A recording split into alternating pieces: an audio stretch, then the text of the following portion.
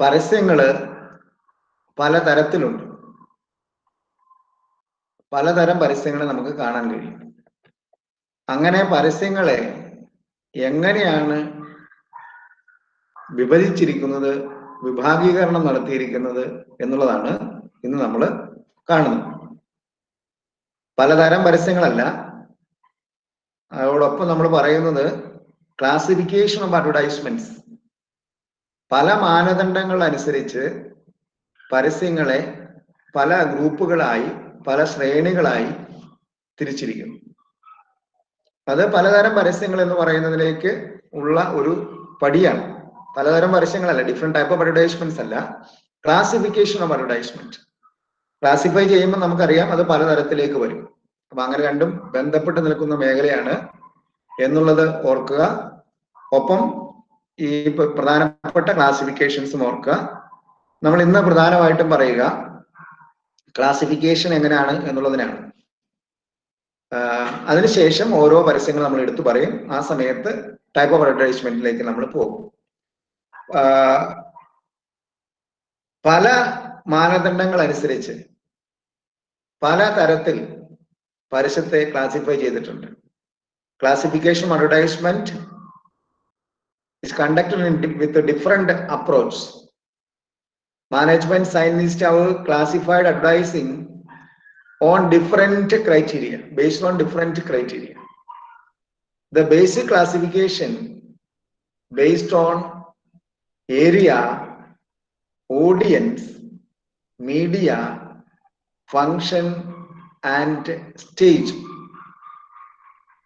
The basic classification of advertising based on area of coverage, then audience, then based on audience, then based on media, then based on function, then based on the stage. പലതരത്തില് classify ചെയ്തിട്ടുണ്ട് പരസ്യങ്ങളെ. അത് പ്രധാനമായുള്ള മാനദണ്ഡങ്ങൾ ഇതാണ്. Area coverage, എത്ര area cover ചെയ്യുന്നു, ഏത് തരം ഓഡിയൻസിനെയാണ് നമ്മൾ ഉദ്ദേശിക്കുന്നത്, ഏത് മീഡിയ ആണ് നമ്മൾ ഉപയോഗിക്കുന്നത്, പ്രധാനമായും നടത്തുന്ന ആക്ഷൻ അല്ലെങ്കിൽ ഫങ്ഷൻ എങ്ങനെയാണ്, ഒപ്പം ഏത് സ്റ്റേജിലേക്കാണ് ഈ പരസ്യം പ്രയോജനപ്പെടുത്തുക. ഇത്രയും കാര്യങ്ങൾ ഒരു പ്രാവശ്യം പറയാം. Different criteria used to classify advertising are area coverage, audience, media, function and stage. നിങ്ങൾക്ക് എഴുതാവുന്ന പരുവത്തിലേക്കാണ് പറയുക. The criteria which uses to classify advertising are area of coverage, the audience whom we target, the media through which platform we implement the message or provide the message or the dissemination of information, then the function and the stage. Then one by one let us consider. First let us consider the area coverage. എത്ര ഏരിയയിലേക്ക് നമ്മൾ പരസ്യം കൊടുക്കുന്നു എന്നുള്ളതിനെ ആശ്രയിച്ചിട്ട് നമുക്ക് പരസ്യത്തെ പല വിഭാഗങ്ങളായി തിരിക്കാം. നമ്മളൊരു പ്രദേശത്ത് മാത്രം വരുന്ന പരസ്യം, ലോക്കൽ ചാനലിൽ ഒരു പരസ്യം കൊടുക്കുന്നു, അല്ലെങ്കിൽ നമ്മളൊരു ഏരിയ, 2-3 ജില്ലകൾ കേന്ദ്രീകരിച്ചൊരു പരസ്യം കൊടുക്കുന്നു, ഇല്ലെങ്കിൽ രാജ്യം മുഴുവൻ പരസ്യം വരുന്നു, ലോകം മുഴുവൻ പരസ്യം വരുന്നു. നമ്മുടെ അടുത്തുണ്ടാക്കുന്ന കുടുംബശ്രീ ഉണ്ടാക്കുന്ന അച്ചാറിന് അമേരിക്കയിൽ പരസ്യം കൊടുത്തിട്ട് പ്രത്യേകിച്ച് നേട്ടമില്ല. കാരണം അമേരിക്കയിൽ സാധനം എത്തിച്ചു കൊടുക്കാൻ വേണ്ടി നമുക്ക് കഴിയണം. പക്ഷേ ലോക്കലിലേക്ക് നമ്മൾ ആ പരസ്യം കൊടുത്തു കഴിഞ്ഞാൽ ആ പ്രദേശത്തുള്ള ആളുകളിൽ കൂടുതൽ ആളുകളിലേക്ക് എത്താനും അത് നൽകാനും പറ്റും. നമ്മളൊരു പുസ്തകത്തിന്റെ പരസ്യം കൊടുക്കും, അല്ലേ? ഓരോ തരത്തിലും നമ്മൾ ആ പരസ്യത്തെ ക്രമീകരിക്കുന്ന ഒരു പ്രോസസ് അവിടെ നടക്കുന്നുണ്ട്. പ്ലാനിങ് ഓഫ് അഡ്വർടൈസിംഗ് പ്രോസസ് അവിടെ നടക്കുന്നുണ്ട്. നമ്മള് മീഡിയ സെലക്ഷൻ പ്രോസസ് ഉണ്ട്, ഓഡിയൻസ് സെലക്ഷൻ പ്രോസസ് ഉണ്ട്, ജിയോഗ്രഫിക്കൽ ഏരിയ സെലക്ഷൻ പ്രോസസ് ഉണ്ട്. അങ്ങനെ പലതരത്തിലുള്ള പ്രോസസ് നടത്തിയിട്ടാണ് പരസ്യം കൊടുക്കുക. ഡിപ്പാർട്ട്മെന്റുകൾ, അഡ്വർടൈസ്മെന്റ് ഏജൻസി ഡിപ്പാർട്ട്മെന്റുകളൊക്കെ വരുന്ന സമയത്ത് നമ്മൾ കുറച്ചുകൂടെ അതിനെക്കുറിച്ച് പഠിക്കും. അപ്പോ ഏരിയ ഓഫ് കവറേജ് ബേസ് ചെയ്തിട്ട് പ്രധാനമായും 4 തരത്തിലേക്കാണ് തിരിക്കുക: local, regional, national and international. Note കുറിക്കണം. Based on area of coverage, advertising can be divided into 4 classes or categories. They are local, regional, national and international. 4 തരത്തിലേക്ക് നമുക്കതിനെ തിരിക്കാനായിട്ട് കഴിയും. 4 തരത്തിലേക്ക് തിരിക്കാനായിട്ട് കഴിയും: ലോക്കൽ, റീജിയണൽ, നാഷണൽ, ഇന്റർനാഷണൽ. അങ്ങനെ 4ആയിട്ട് ഏരിയയെ ബേസ് ചെയ്തിട്ട് നമ്മൾ തിരിച്ചിരിക്കുന്നു. ഓരോന്നും വിശദീകരിച്ച് നമുക്ക് പറയാം. അതിന് മുന്നോടിയായിട്ട് നമുക്ക് ഓരോന്നിന്റെ സബ് ഡിവിഷൻസ് ഏതാന്നുള്ളത് നോക്കി വയ്ക്കുക. Then second criteria we have to consider as the audience. നമ്മൾ ആരിലേക്കാണ് കൊടുക്കുക, ഏത് തരം ആളുകളെയാണ് നമ്മൾ ടാർഗറ്റ് ചെയ്യുക. വെറുതെ കുറെ ആളുകളിലേക്ക് നമ്മൾ കൊടുക്കുമല്ലോ. നമുക്കൊരു ലക്ഷ്യമുണ്ട്, ഇന്ന ആളുകളെയാണ് നമ്മുടെ പരസ്യം വഴി സ്വാധീനിക്കാൻ നമ്മൾ ഉദ്ദേശിക്കുന്നത് എന്ന് നമുക്ക് ബോധ്യപ്പെടണം. അതൊക്കെ നമ്മൾ റിസർച്ച് നടത്തി, നമ്മൾ വലിയ ചർച്ചകൾ നടത്തി തീരുമാനിച്ചതിന് ശേഷമാണ് പരസ്യം നമ്മൾ കൊടുക്കുക. ഓഡിയൻസിനെ ബേസ് ചെയ്ത് കൺസ്യൂമർ, ഉപഭോക്താക്കളാണ് അല്ലെ. ട്രാക്ടറിന്റെ പരസ്യം കൊടുക്കുന്നു, സോപ്പും ചീപ്പും കണ്ണാടിയും പൗഡറും മേടിക്കുന്നവരടുത്തേക്ക് കൊടുത്തിട്ട് കാര്യമില്ല. ഉണ്ടോ? ഇല്ല. വലിയൊരു മെഷീനറിയുടെ പരസ്യം കൊടുക്കുന്നു, ആരുടെ അടുത്തേക്ക് കൊടുക്കണം? ഒരു പർട്ടിക്കുലർ പ്രൊഫഷനുമായി ബന്ധപ്പെട്ട പരസ്യം കൊടുക്കണം ഇല്ലേ. സിനിമയുടെ ക്ലാസിഫിക്കേഷൻ നമ്മൾ പഠിച്ചതാണ് അല്ലെ, സർട്ടിഫിക്കേഷൻ ഓഫ് ഫിലിം. അപ്പൊ അങ്ങനെ ഏത് വിഭാഗം ആളുകളിലേക്കാണ് അത് കൊടുക്കുക എന്നുള്ളത് നമ്മൾ നോക്കണം. ഓഡിയൻസിനെ നമ്മൾ 4ആയിട്ടാണ് തിരിച്ചിരിക്കുക. First one consumer, first one consumer. Second one industrial, second one industrial. Third one trade, third one trade. Fourth one professional, fourth one professional. ഇങ്ങനെ 4 തരത്തിലേക്ക് ഓഡിയൻസിനെ ബേസ് ചെയ്ത് പരസ്യങ്ങളെ തിരിച്ചിരിക്കുന്നു, അല്ലെങ്കിൽ വിഭജിച്ചിരിക്കുന്നു, ക്ലാസിഫൈ ചെയ്തിരിക്കുന്നു. അപ്പൊ നമ്മൾ പ്രധാനമായും 2 പ്രധാനപ്പെട്ട ക്രൈറ്റീരിയകളാണ് കണ്ടത്. ഒന്ന് ഏരിയ, ഏതെല്ലാം സ്ഥലത്ത് നമ്മൾ പരസ്യം കൊടുക്കും. ജിയോഗ്രഫിക്കൽ ഏരിയ, ലോക്കൽ മാത്രം, നമ്മുടെ നാട്ടിലും പുറത്ത് മാത്രം. അതല്ല കുറച്ചുകൂടി 2-3 ജില്ലകൾ ചേർത്തിട്ടല്ല, ഒരു ജില്ലയിൽ ചേർത്ത് ആ ഒരു റീജിയനിൽ, ആ ഒരു ഏരിയയിൽ കൊടുക്കുന്നു. ഈ രാജ്യം മുഴുവൻ കൊടുക്കുന്നു, മറ്റു രാജ്യങ്ങളിലേക്ക് പരസ്യം കൊടുക്കുന്നു. ആമേ പോലുള്ള പ്രസ്ഥാനങ്ങളൊക്കെ പരസ്യം കൊടുക്കുക നമുക്കറിയാം, ഇന്റർനാഷണൽ സംവിധാനത്തിലേക്ക് കൊടുക്കുക അല്ലെ, മറ്റു സ്ഥലങ്ങളിലേക്ക് പരസ്യങ്ങൾ കൊടുക്കും. ഇപ്പൊ രാജ്യവുമായി ബന്ധപ്പെട്ട ഒരു പരസ്യം നമുക്ക് എല്ലാ സംസ്ഥാനങ്ങളിലും നമുക്ക് ഡിസ്ട്രിബ്യൂഷൻ നെറ്റ്വർക്കുകൾ ഉണ്ട്. അപ്പൊ അങ്ങനെയാണെങ്കിൽ എന്ത് ചെയ്യും, നമ്മൾ നാഷണൽ അഡ്വർടൈസ്മെന്റ്സ് കൊടുക്കും. റീജിയണൽ അഡ്വർടൈസ്മെന്റ്സ് നമുക്ക് 2-3 ജില്ലകളിലൊക്കെ നമ്മുടെ സാന്നിധ്യം ഉള്ളൂ, നമുക്ക് അവിടെ കൊടുത്തിട്ടേ കാര്യമുള്ളൂ. നമ്മൾ വെറുതെ പരസ്യം കൊടുത്ത് വേസ്റ്റ് ആക്കിയിട്ട് കാര്യമില്ല. നമുക്ക് അവിടെ സർവീസ് കൊടുക്കാൻ കഴിയും, പ്രൊഡക്റ്റ് കൊടുക്കാൻ കഴിയും, എങ്കിലേ കാര്യമുള്ളൂ. എൻക്വയറി വന്നാൽ നമുക്ക് മാനേജ് ചെയ്യാൻ കഴിയും. ഇല്ലെങ്കിൽ വെറുതെ ആളുകൾ പറയും പരസ്യം മാത്രമേ ഉള്ളൂ, ഈ സാധനം ഒന്ന് എത്തിച്ചേരിയല്ല, അവന്മാര് തട്ടിപ്പാണ് എന്ന് പറയും. അതുണ്ടാവും. അതാണ് area base. Then audience base, consumer, ഉപഭോക്താക്കളിലേക്ക് നമുക്ക് എത്തിക്കും.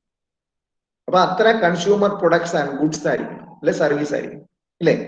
ഇൻഡസ്ട്രിയൽ ഓഡിയൻസ് ഉണ്ട്, ഇൻഡസ്ട്രിയൽ ഓഡിയൻസ് ഉണ്ട് നമുക്ക്, ഇൻഡസ്ട്രി ബേസ്ഡ് ആയിട്ടുള്ള ഓഡിയൻസ് ഉണ്ട് നമുക്ക്. ട്രേഡ് ഓഡിയൻസ് ഉണ്ട്, വ്യാപാര വ്യവസായ മേഖലകളുമായി ബന്ധപ്പെട്ട് നിൽക്കുന്ന ആളുകളുണ്ട്. ദെൻ പ്രൊഫഷണൽ ഓഡിയൻസ് ഉണ്ട് നമുക്ക്. അപ്പം ഇങ്ങനെ 4ആയിട്ട് നമ്മൾ ഓഡിയൻസിനെ തിരിച്ചിരിക്കുന്നു. അടുത്തത് തേർഡ് മീഡിയ, നിങ്ങൾ കുറിച്ച് വെച്ചിട്ടുണ്ട്, നോക്കിയാൽ മതി. 3ാമത്തത് മീഡിയ അല്ലേ, മീഡിയ എന്നാണ് കുറിച്ചിരിക്കുന്നത്, അങ്ങനെയല്ലേ കുറിച്ചിരിക്കുന്നത്? അതെ. അപ്പോ മീഡിയ വെച്ച് മീഡിയയുടെ ക്ലാസിഫിക്കേഷൻ നമുക്കറിയാം. ബേസിക് ക്ലാസിഫിക്കേഷൻ തന്നെ പ്രിന്റ് മീഡിയ, ഇലക്ട്രോണിക് മീഡിയ എന്നാണ് അല്ലെ. അപ്പൊ പ്രിന്റ് മീഡിയ വഴി നമ്മൾ പരസ്യം കൊടുക്കാം, പത്രങ്ങൾ വഴി, മാസിക വഴി പരസ്യം കൊടുക്കാം നമുക്ക്. രണ്ടാമത്തത് ഇലക്ട്രോണിക് മീഡിയ വഴി പരസ്യം കൊടുക്കാം, ടി വി വഴി, റേഡിയോ വഴി നമുക്ക് പരസ്യം കൊടുക്കാം. പിന്നെ മറ്റൊന്ന് ഔട്ട്ഡോർ അഡ്വർടൈസ്മെന്റ്സ് ആണ്. ഔട്ട്ഡോർ അഡ്വർടൈസ്മെന്റ്സ് ഇല്ലേ? ഔട്ട്ഡോർ അഡ്വർടൈസ്മെന്റ്സ് എന്നാന്ന് നിങ്ങൾക്ക് അറിയാം. ഹോർഡിങ്സ് ഉണ്ട്, ബാനേഴ്സ് ഉണ്ട്. യെസ്. ഇനി വീണ്ടും ക്ലാസിഫിക്കേഷൻ വരുന്നു കേട്ടോ. ട്രാൻസിറ്റ് അഡ്വർടൈസ്മെന്റ്സ് എന്നൊക്കെ പറയുന്ന വിശദീകരിച്ച് നമ്മൾ വേറെ പഠിക്കാൻ പോകുന്നു. ഇതൊരു ബേസിക് ക്ലാസിഫിക്കേഷൻ നിങ്ങൾ ബോധ്യപ്പെട്ടിരിക്കാൻ വേണ്ടി മാത്രം നമ്മൾ പറയുന്നു. മറ്റൊന്ന് അതർ, മറ്റു വിഭാഗങ്ങളെല്ലാം കൂട്ടിയിട്ട് അതർ, മറ്റു മാധ്യമങ്ങളെല്ലാം നമ്മൾ ഉപയോഗിക്കും. അങ്ങനെയുള്ള ആകാശത്ത് പരസ്യം കൊടുക്കും അല്ലേ? യെസ്. അപ്പോ print media, electronic media, outdoor media, other media, അങ്ങനെ മീഡിയയെ നമ്മൾ തിരിക്കുന്നു, 4 ആയിട്ട് നമ്മൾ തിരിക്കുന്നു. ഇനിയുള്ളത് നാലാമത് നിങ്ങൾ എഴുതിയിരിക്കുന്ന ഏതാ? Function of advertising. Depend upon the function of advertisement it can B classified. ആ അഡ്വർടൈസ്മെന്റ് നടത്തുന്ന ഫംഗ്ഷനെ ബേസ് ചെയ്തിട്ട് നമുക്ക് പരസ്യത്തെ തിരിക്കാം, 3 ആയിട്ട് തിരിക്കാം. ഒന്ന് direct action and indirect action. Direct action and indirect action വിശദീകരിച്ച് നമ്മൾ പറയുകയാണ്. നിങ്ങൾ അടുത്ത PG അടക്കം MPhil അടക്കം ഏത് മേഖലകളിലേക്ക് പരസ്യം പഠിച്ചാലും അത്യാവശ്യം ബോധ്യപ്പെട്ടിരിക്കേണ്ടുന്ന കാര്യങ്ങൾ ഇവിടെ നമ്മൾ കൃത്യമായി പറയുക. Direct action and indirect action 2 തരത്തിൽ നമുക്ക് തിരിക്കും. അത് ഒന്നായിട്ട് നമ്മൾ കൂട്ടുക, ഡയറക്റ്റ് ആൻഡ് ഇൻഡയറക്റ്റ് ആക്ഷൻ എന്ന് പറയുന്നത്. മറ്റത് പ്രൈമറി ആൻഡ് സെലക്റ്റീവ്. ഓരോ നമ്മൾ വിശദീകരിച്ച് പറയും അടുത്ത സെഷനിൽ കേട്ടോ. Primary and selective, primary and selective.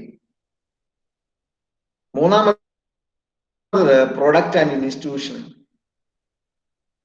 Product and institution, institution advertising അല്ലെ? ഒരു കോഴ്സിനെ കുറിച്ച് ഒരു കോളേജ് പരസ്യം കൊടുക്കുന്നു, ഇൻസ്റ്റിറ്റ്യൂഷൻ അഡ്വർടൈസിംഗ്. ഇതിനുശേഷം നമ്മൾ ഓരോന്നെടുത്ത് പഠിക്കുന്ന സമയത്ത് നിങ്ങൾക്ക് മനസ്സിലായിക്കോളും. ഇപ്പോൾ ഒരിത്തിരി ആശയക്കുഴപ്പം മനസ്സിൽ തോന്നിയേക്കാൻ ചിലപ്പോൾ. Depending on the function, advertisements can be classified into 3 categories. They are direct action and indirect action, primary and selective, product and institutional. 3 ആയിട്ട് തിരിച്ചിരിക്കുന്നു. Then the stage, depend upon the stage. Depend upon the stage. Pioneering stage, competitive stage. Pioneering stage ഉം competitive stage. അങ്ങനെ രണ്ടെണ്ണം. ഇതാണ് classification of advertising. Classification of advertising on the various basis. പലതരത്തിലുള്ള classification. The basic criteria or basic base, fundamental base which uses to classify advertising are geographical area, the audience, the media, the function and the stage. അങ്ങനെ നമ്മൾ തിരിച്ചിട്ടുണ്ട്. ഇത് മാത്രമല്ല കേട്ടോ, പലതരത്തിൽ നമുക്ക് തിരിക്കാൻ പറ്റും. പലതരത്തിൽ നമുക്ക് തിരിക്കാൻ പറ്റും. ഇത് കൂടാതെയുള്ളവരണം നിങ്ങളുടെ അറിവിലേക്ക് വേണ്ടി പറയാം. Content, based on content it can be classified.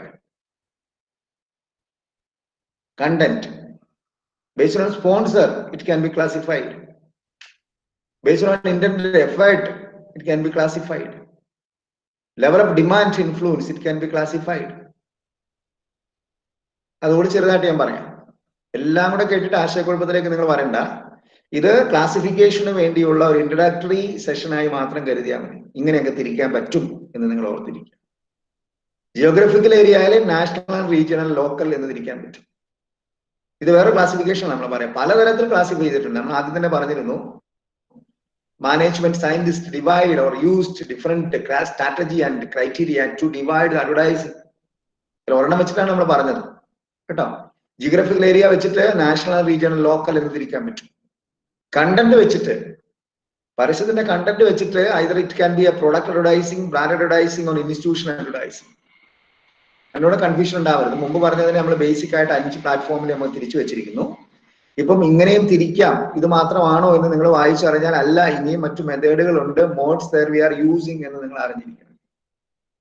Based on content product advertising ആവാം, ബ്രാൻഡ് അഡ്വർടൈസിംഗ് ആവാം, ഇൻസ്റ്റിറ്റ്യൂഷണൽ അഡ്വർടൈസിംഗ് ആവാം. Based on content product advertising, brand advertising, institutional advertising, അങ്ങനെ നമുക്ക് തിരിക്കാം. Then type of appeal, വേറൊരു ക്രൈറ്റീരിയ നമ്മൾ പറയാം, type of appeal, factual and emotional. Type of appeal, factual and emotional. Emotional appeal ഉണ്ടാക്കാം, factual appeal ഉണ്ടാക്കാം, അങ്ങനെ നമുക്ക് തിരിക്കാൻ പറ്റും. Okay, then depend upon sponsor. Manufacturer ആവാം സ്പോൺസർ, മിഡിൽമൺ ആവാം, പ്രൈവറ്റ് ആവാം, അങ്ങനെ നമുക്ക് പരസ്യത്തെ തിരിക്കാം. Depend upon sponsor, manufacturer or middleman or private. ഓഡിയൻസിന് നമ്മൾ പറഞ്ഞിരുന്നു, കൺസ്യൂമർ ആവാം, ഇൻഡസ്ട്രിയൽ ആവാം, ട്രേഡ് ആവാം, അല്ലേ? അങ്ങനെ നമ്മൾ പറഞ്ഞിരുന്നു. അതിലേക്ക് നമ്മൾ പറഞ്ഞു പ്രൊഫഷണൽ ആവാം, നമ്മൾ പറഞ്ഞു. ഒരു ഇന്റന്റഡ് എഫേർട്ട്, നമ്മൾ ലക്ഷ്യം വെക്കുന്നത് എന്താണ്? ഡയറക്റ്റ് ആക്ഷൻ ആവാം, ഡിലേഡ് ആക്ഷൻ ആവാം, അങ്ങനെ നമുക്ക് തിരിക്കാൻ പറ്റും. Then level of demand influence. ഈ പരസ്യം ചെലുത്തുന്ന സ്വാധീനം ഏത് തലത്തിലേക്കാണ്? പ്രൈമറി പ്രൊഡക്റ്റ് ലെവലിലേക്കാവാം, സെലക്റ്റീവ് ബ്രാൻഡ് ലെവലിലേക്കാവാം, അങ്ങനെയൊക്കെ നമുക്കിതിനെ തിരിക്കാനായിട്ട് പറ്റും. അപ്പൊ ഇത്രയും കാര്യങ്ങൾ നിങ്ങൾ ഓർത്തിരിക്കുക. അഡ്വർടൈസ്മെന്റ് എന്ന് പറയാം, അഡ്വർടൈസിങ്ങിനെ നമുക്ക് പല ക്രൈറ്റീരിയ വെച്ച് തിരിക്കാൻ പറ്റും. അതിനകത്ത് ബേസിക് ക്രൈറ്റീരിയ നമ്മൾ പറഞ്ഞിരുന്നു, area, geographical area, audience, media, function, stage. അതാണ്. മറ്റു മാനദണ്ഡങ്ങൾ നമുക്ക് തിരിക്കാൻ പറ്റുമെന്ന് നിങ്ങൾ അറിയാൻ വേണ്ടിയിട്ടാണ് level of demand influence, intended effort, sponsor, type of appeal, content എന്നൊക്കെ ഉള്ളത് ഞാൻ പറഞ്ഞത്. ഓരോന്ന് നമ്മൾ അടുത്ത ദിവസങ്ങളിൽ എടുത്തിട്ട് പറയും. Along with type of advertising, പലതരത്തിലുള്ള അഡ്വർടൈസിങ്ങിലേക്ക് നമ്മൾ അതിനോട് ചേർത്ത് നമ്മൾ പറയും. ഏരിയ കവറേജില് local advertising, regional advertising, national advertising, international advertising, അല്ലേ? യെസ്. അതുപോലെ തന്നെ കൺസ്യൂമർ അഡ്വർടൈസിങ് ആവാം, ട്രേഡ് അഡ്വർടൈസിങ് ആവാം, ഇൻഡസ്ട്രിയൽ അഡ്വർടൈസിങ് ആവാം, പ്രൊഫഷണൽ അഡ്വർടൈസിങ് ആവാം, അങ്ങനെ പലതരത്തിലേക്ക്. മീഡിയ ബേസ് ചെയ്തിട്ട് പ്രിന്റ് ആവാം, ഇലക്ട്രോണിക് ആവാം, അല്ലെങ്കിൽ ബ്രോഡ്കാസ്റ്റിംഗ് ആവാം, ഔട്ട്ഡോർ മീഡിയ ആവാം, അല്ലെങ്കിൽ അതർ മീഡിയ ആവാം. ഓരോന്നും ഫംഗ്ഷനെ ബേസ് ചെയ്ത് direct action, indirect action advertising, primary and selective, അല്ലെ? Product and institutional advertising. Advertising സ്റ്റേജസിനെ ബേസ് ചെയ്തിട്ട് പയനിയറിംഗ് സ്റ്റേജ്, കോമ്പറ്റീറ്റീവ് സ്റ്റേജ്, അല്ലെ? യെസ്. റിമൈൻഡർ അഡ്വർടൈസിംഗ് ഉണ്ട്. അപ്പോ അങ്ങനെ ഓരോന്നിനെ കുറിച്ച് നമ്മൾ പഠിക്കും. അതിനുശേഷം അതുവഴി ടൈപ്പ് ഓഫ് അഡ്വർടൈസിംഗിലേക്ക് നമ്മൾ പോകും. സോഷ്യൽ അഡ്വർടൈസിംഗ് ഉണ്ട്, പൊളിറ്റിക്കൽ അഡ്വർടൈസിംഗ് ഉണ്ട്, അഡ്വക്കസി അഡ്വർടൈസിംഗ് ഉണ്ട്. അപ്പം അങ്ങനെ പലതരത്തിലുള്ള പരസ്യങ്ങളിലേക്ക് നമ്മൾ പോകും. റീറ്റെയിൽ അഡ്വർടൈസിംഗ് ഉണ്ട്, ഫിനാൻഷ്യൽ അഡ്വർടൈസിംഗ് ഉണ്ട്. അങ്ങനെയുള്ള ഓരോ കാര്യങ്ങളിലേക്ക് വിശദീകരിച്ച് കോർപ്പറേറ്റ് ഇമേജ് അഡ്വർടൈസിംഗ് ഉണ്ട്, നമ്മൾ കാണുന്നതാണ്. പബ്ലിക് റിലേഷൻസ് അഡ്വർടൈസിംഗ് ഉണ്ട്. അങ്ങനെ ഓരോ തരത്തിലുള്ള ഇൻസ്റ്റിറ്റ്യൂഷൻ അഡ്വർടൈസിംഗ് ഉണ്ട്, ഇന്റർനെറ്റ് അഡ്വർടൈസിംഗ് ഉണ്ട്, പ്രൈമറി ഡിമാൻഡ് അഡ്വർടൈസിംഗ് ഉണ്ട്, സെലക്റ്റീവ് ഡിമാൻഡ് അഡ്വർടൈസിംഗ് ഉണ്ട്, പ്രൊഡക്റ്റ് അഡ്വർടൈസിംഗ് ഉണ്ട്. അങ്ങനെ ഓരോന്നിലേക്ക് സർവീസ് അഡ്വർടൈസിംഗ് ഉണ്ട്, നാഷണൽ, റീറ്റെയിൽ എന്നിങ്ങനെ പലതരത്തിലേക്കുള്ള പരസ്യ സംവിധാനങ്ങളിലേക്ക് പരസ്യങ്ങൾ ഏതൊക്കെയാണ് എന്നുള്ളതിനെ കുറിച്ചൊക്കെ നമ്മൾ വായിച്ച് പഠിച്ച് ബോധ്യപ്പെട്ട് ടൈപ്പ് ഓഫ് അഡ്വർടൈസിംഗ് എന്ന് പറയുന്നത് നമ്മൾ കംപ്ലീറ്റ് ചെയ്യുന്ന തരത്തിലേക്ക് നമ്മൾ വരും. ഇതാണ് പരസ്യത്തിന്റെ പ്രധാനപ്പെട്ട വിഭാഗീകരണം സംബന്ധിച്ച് നിങ്ങൾ ഓർത്തിരിക്കേണ്ടത്. ചെറിയ കാര്യമേ ഉള്ളൂ. പ്രധാനപ്പെട്ട കാര്യങ്ങൾ നമ്മൾ ഇനി പറയാനിരിക്കുന്ന ക്ലാസ്സുകളിലേക്കാണ് വരുന്നത്. ഇത് ഒരു എങ്ങനെ നമ്മൾ ഡിവൈഡ് ചെയ്തിരിക്കുന്നു എന്നുള്ളതിനെ കുറിച്ച് മാത്രം നിങ്ങൾ ബോധ്യപ്പെടുക കേട്ടോ.